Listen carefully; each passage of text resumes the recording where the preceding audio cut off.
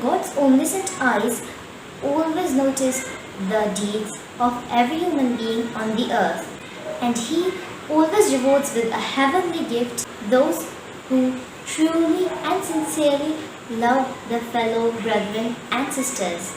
This is the most divine message conveyed by Leigh The Plate of Gold.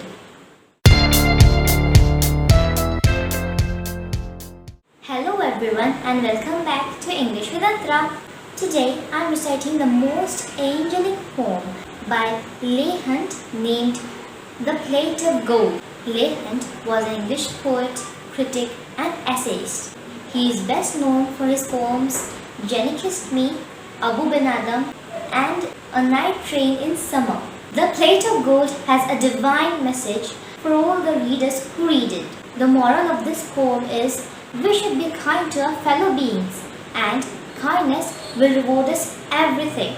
This poem forms a part of 8th Standard Maharashtra State Board English subject and also has been asked in several competitive exams for appreciation and reproduction.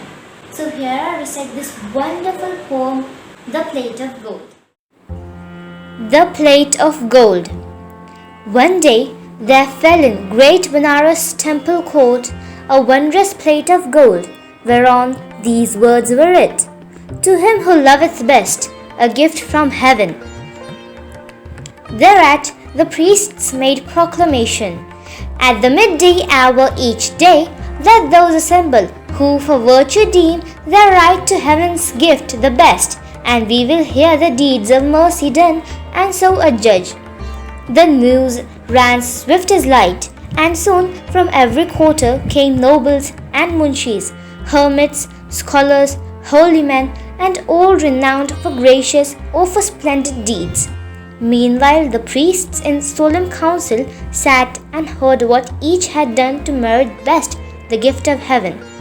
So for a year the claimants came and went.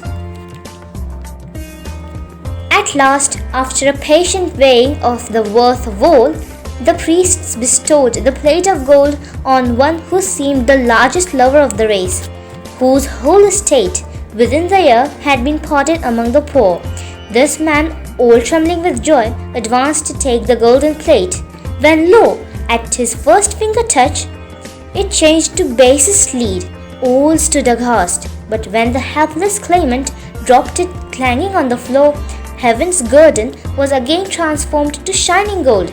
So for another 12 months sat the priests and judged. Thrice they rewarded, thrice did heaven refuse the gift.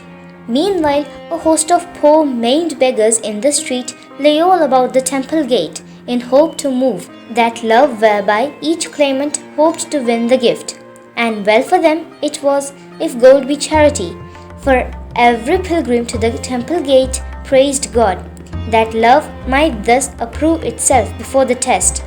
And so the coins rained freely in the outstretched hands. But none of those who gave so much as turned to look into the poor, sad eyes of them that begged. And now the second year had almost passed, but still the plate of gold, by whomsoever touched, was turned to lead. At length there came a simple peasant, not aware of that strange contest for the gift of God to pay a vow within the temple.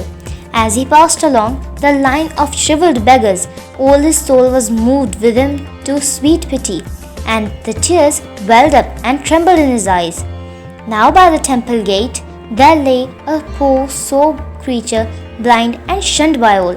But when the peasant came and saw the sightless face and trembling maimed hands, he couldn't pass, but knelt and took both palms in his, and softly said, O thou my brother, bear the trouble bravely, God is good.